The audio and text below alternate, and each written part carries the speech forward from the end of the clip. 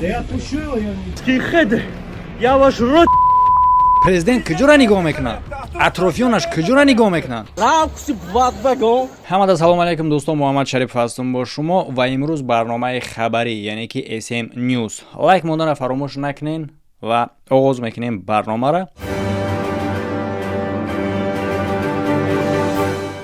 чӣ гуна ки шумо медонем, ширкати парвоз авиара и бародар бисёр хизматрасониҳо дорад ки якеш ин зиёрати хонаи Аллоҳа, яъне ки кӯмак мекуна роҳбаладию ҳама тарафа. ҳаҷ рафтани ҳастӣ, тамом ҳамин бародарда муроҷиат мекунӣ, ба хости Аллоҳ ҳамаш хуб мешава. ва чӣ хабара мехостум бирасонтон ки 12 январ рейс ҳаст аз Тоҷикистон, прямой рейс ва аз Москва тавассути пересадка ва ҳамин хел бо ҳаст 26 январ. барои ҳам хотир занг бизанен, ҳоло пешакӣ номнавис кунен, парвоз авиа дӯсто муроҷиат кунен. خب آغاز میکنیم برنامه را از موضوعی که آخران ویدیو در بورش گپ زدیم، آخران برنامه خبری امنیستیای مهاجرا. من چی گفتم در اونجا میدونین شما، بیاین خوبترش میدونم یک پارچه همون ویدیو پیشین ما گوش کنین. 5 تا مهاجر را گفتستن که تیز کنین یا ببروین یا بگیرین حلش کنین. تمام. یعنی که این یگان خیل چه بگم یا بر فهمنده برادرو، یعنی که آدمی که غیر قانونیه باید که قانونی کنه، حجتش درست کنه. درست این فرمان میگه شما که تیز کنین یا که بروین. تمام. ما در اینجا یگان خیلی چیزی پوزیتیوی نمیبینم که نخود بلاگری توجیک درباره چیزی کاری دولت، کاری پلیتیکا بفهمه و دیگرشو. برادرو این چیزی عیان یگان چیزی پلیتیکی چیزی نیست که نفهمه باشه با شما. مرحمت با هم خیلی سوال حتی از رادیو آزادی دادگیان به فکر مرا باور نکردین و بعد ویدیوی ما ویدیو رادیو آزادی میباره. مرحمت یک پارچه شایمونو میشم گوش کنید. بسیار شما از ما پرسیدید که آیا در روسیه برای مهاجران عفو اعلان شده است؟ پاسخ این است که در روسیه برای مهاجران یگان عفو قبول نشده است. ایشته چی میگین؟ چی در کار مردم فریب کردن؟ چگونه که شما میدونید ما مدت دراز شد که همکاری کرده هستیم با شرکت آسمان صاف و البته که تا امروزه یگان مشکلی نشده. این شرکت داره بلیط های هواپیما به تمام جهان به نرخ دسترس و مهمش آن است که اگر که از نام کانال ما مراجعه کنین باسکیت که کرده می شود. و اگر که مدت حجت های مهاجرتتون به انجام رسیدگی باشه، همچنین شما میتونید که با یاردم این شرکت سرحد بگذارین. ارزان، آسان، به خواست الله بی خطر و زودتر. به خاطر آنه که به سمالیات میگذرونن. آسمان صاف مراجعت کن. Время летит, самолет улетит. چگونه که ما و شما میدونیم بسیار در مناقشه و همه خیل کارهایی که میشوه نامی مردم خودمون میبرارن تا اینکه برای پس زدن و کم میشوه حالاتایی که یگان کس از داغستان یا اینکه چچنیا باشه هم خیلی است. این فکته. خب اکن بیاین نوستی نما میخونیم. در یکاترینبورگ یک نورسی داغستانی وارد میشود در مناقشه سخنی در اتوبوس و در همینجا میگه که تمام روسا را حرفی گ میمونه. گ خیلی هم خیلی حرفی گشون میمونه. میگه که در نتیجه او را میخپن مثل سگ بچه‌واری نوشتهش دیگه بردار من گفتم خیلی نوشتهش مثل سگ بچه‌واری از اتوبوس بیرون میکنن و در نزد نوار مجبور میسازن که بخشش پرسه. تصور کنین کورا همه چی گپی گفتگی بود در اینا بخشش میپرسیدن حالا باشه نبرات این چی گپ شده ایسای. بیاین تماشا میکنیم برو ویدیو را. Я отправил. Так нет, он дагестанец русский, хочешь, как он поставить? Так, подожди, никто не пьяный? Да я не пьяный. Да я отпущу его, я не... Фотографировал я его, и все. Очень плохо себя ведут, очень плохо. Да?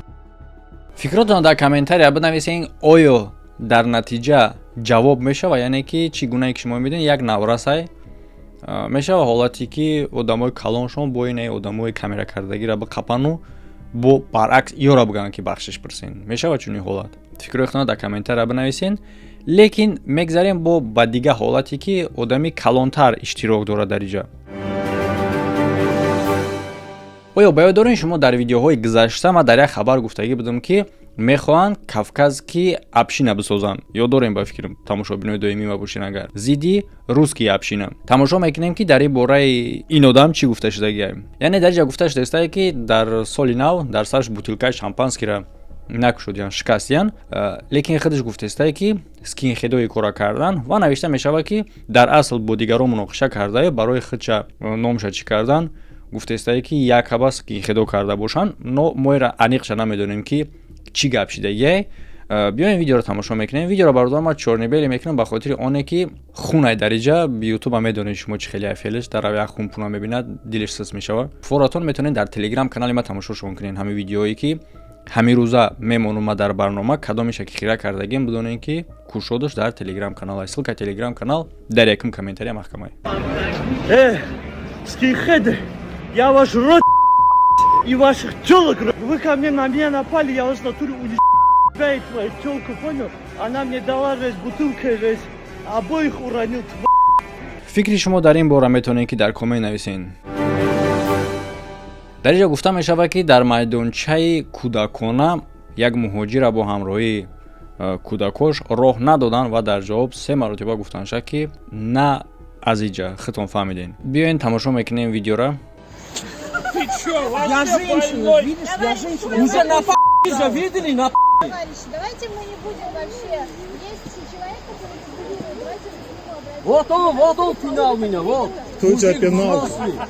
Все видели, что никто тебя не трогал здесь. Вот у вас уже задний ход включает. Какой Было задний ход? такое дело. Уже говоришь, никто не пинал. Да все сейчас скажут, что Ты же никто тебя нахуй не меня трогал. вот так толкал. Что ты придумываешь? Кто тебя трогал вообще? Я тебе говорю, пойдем, Я тебя первый раз пойдем, я здесь тебя вижу. позову, братья, пойдем, Зови сюда, братья потому что своих. не пойдем.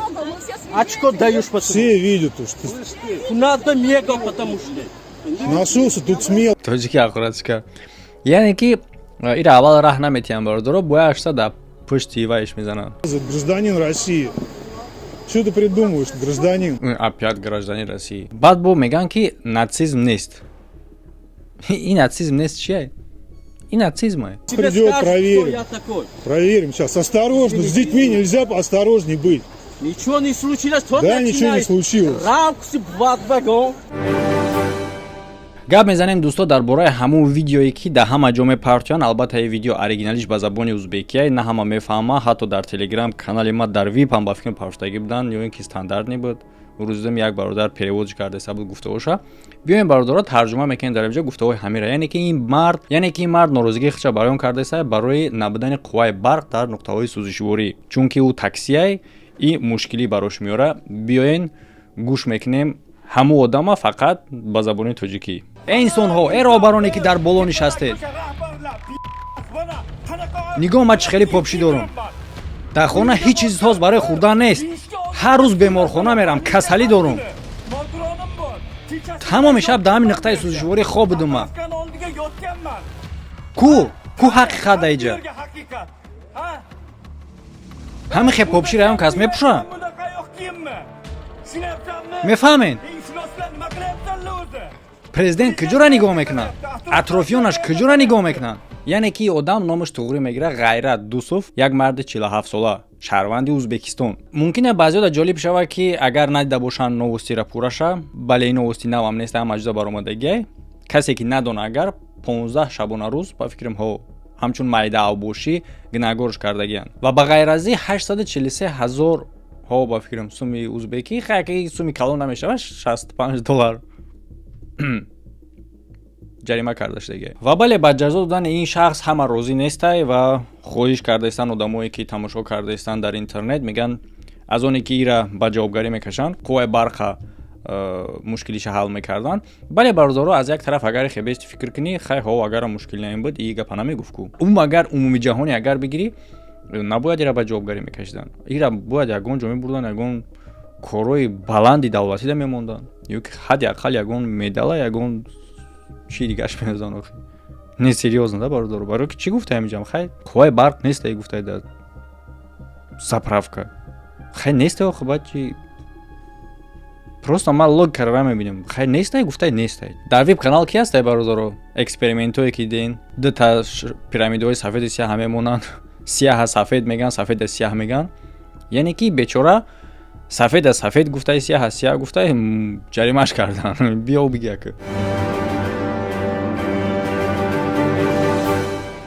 дӯсто дар ҳаминҷа барнома ба поён мераса. фикротон дар комментария бинависен, лайк монданро фаромӯш накунен. ссылкаи комментария будагиро хабар бигирен. ссылкаҳои муҳимай, ҳамчунин ссылкаи вип канал ки дар вип канали ма бародаро барномаҳое мешавад ки хеле ҳам дар кора, хеле ҳам мантиқи зеҳнӣ барои тамрини мағз хеле ҳам хубай. барномаҳое ки дар ютуби мо нест, тамоман нест. ин хел чиз иша кафолаттон метиҳем. Одамое ки рекламаро нағз намебинанд, дар уҷа реклама намешавад. Албатта, пардохти абонентӣ дора ҳар моҳа, лекин бе реклама тамошо мекунӣ ва контентиро тамошо мекунӣ, ки дар ютуби мо нест. Ҳамада хайр, то видеоҳои оянда.